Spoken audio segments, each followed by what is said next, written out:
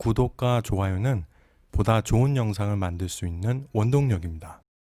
올해 글로벌 반도체 기업 매출 1위의 자리는 미국의 인텔이 다시 차지하게 될 것으로 보입니다. 메모리 반도체 가격 하락이라는 직격탄을 맞은 삼성전자가 결국 인텔에게 밀려 반도체 산업의 왕자를 양보하게 된 것입니다. 또한 중화 반도체 동맹의 핵심인 대만의 TSMC 역시 SK 하이닉스를 제치고 삼성전자에 이어 3위의 자리에 올라섰습니다. 하이닉스는 매출 기준 상위 15개 글로벌 반도체 기업 중에서 가장 낮은 전년비 마이너스 38% 역성장이라는 최악의 성적을 거뒀습니다. 주의 깊게 바라봐야 할 점은 시스템 반도체 기업인 인텔과 TSMC의 매출은 작년과 올해 큰 변화가 없는 반면에 메모리 반도체가 주력인 삼성, SK, 마이크론은 모두 약 30% 전후의 매출 하락을 보이고 있다는 것입니다. 결국 상대적으로 가격이 안정적인 비메모리 반도체 기업들은 선전한 반면에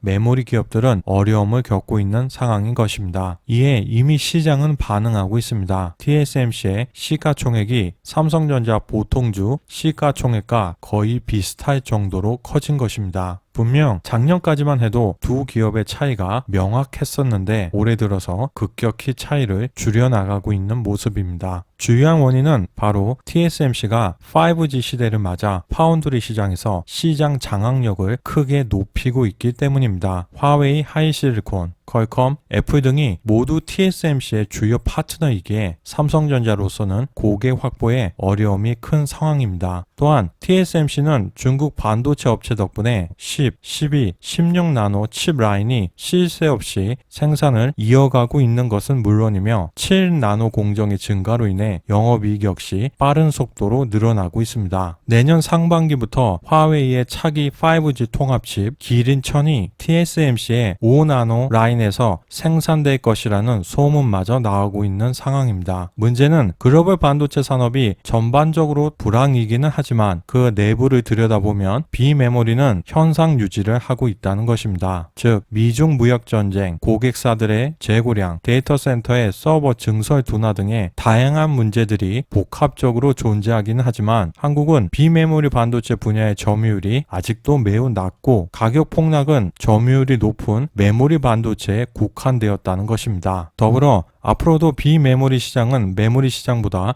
훨씬 크고 안정된 상태를 유지할 가능성이 높습니다. 따라서 삼성전자는 파운드리 사업의 공격적 진출을 통해 반도체 사업의 안정적 기반을 마련하려고 했는데 현재 중화 반도체 동맹과 애플과 퀄컴 등 미국 기업들의 견제로 인해 매우 어려워 보입니다. 다만 한 가지 고무적인 것은 스마트폰 카메라 성능의 중요성이 갈수록 커지고 있다는 것입니다. 매출 증가율을 기준으로 글로벌 반도체 기업들의 순위를 보면 소니가 이미지 센서를 앞세워 24%의 성장을 한 것을 알 수 있습니다. 삼성전자 역시 이미지 센서 분야에서 시장을 선도하는 기술을 가지고 있기에 향후 비메모리 반도체 시장 정복의 하나의 키가 될 가능성이 높습니다. 삼성 반도체 실적이 대한민국에게도 중요한 이유는 수출에서 차지하는 비중이 약 20% 정도로 매우 크기 때문입니다. 올해 수출 물량이 5% 증가했음에도 수출 금액은 26% 이상 감소했다는 것은 가파른 메모리 가격 하락을 그대로 보여주고 있습니다. 다만 아직 희망적인 부분이 있다면 최근 끝없이 떨어지기만 할 것 같았던 D램 가격의 하락세가 진정되고 있으며 이제 점차 고객사의 재고 보유량이 정상치로 돌아가고 있다는 것입니다. 또한 최소한 메모리 반도체 영역에서만큼은 삼성과 하이닉스가 70% 이상의 점유율로 굳건히 시장을 장악하고 있습니다. 결국 삼성이 반도체 산업의 왕자를 다시 탈환하기 위해서는 메모리 시장의 회복과 이미지 센서의 약진, 그리고 파운드리 시장에서 얼마나 TSMC를 추격할 수 있느냐에 달려 있는데 최근 TSMC는 반도체 대만 2019 행사에서 3나노 공정 기술 개발을 위한 연구 개발을 시작했다고 밝힌 상태입니다. 3나노 공정에서 생산하면 현재 주력 생산 공정인 7나노보다 성능은 35%, 효율은 50% 각각 높일 수 있는 것으로 알려져 있습니다. 반도체는 더 얇게 설계할수록 칩의 크기도 작아지며 발열을 더 낮출 수 있기 때문에 전력 효율도 높일 수 있습니다. TSMC가 2021년이나 2022년에 3나노 공정을, 2024년에는 2나노 공정 제품 양산을 목표로 하고 있다는 것을 감안한다면 삼성전자의 2021년 3나노 공정 양산과 큰 차이가 없는 것을 알 수 있습니다. 즉, 비메모리 반도체 시장 정복을 위한 삼성전자의 앞날이 결코 순탄치만은 않은 것입니다. 누구도 넘볼 수 없는 반도체 강국이라는 멋진 꿈을 이루기 위해 이제 정부의 적극적인 산업 지원책과 시민들의 관심이 절실한 때입니다.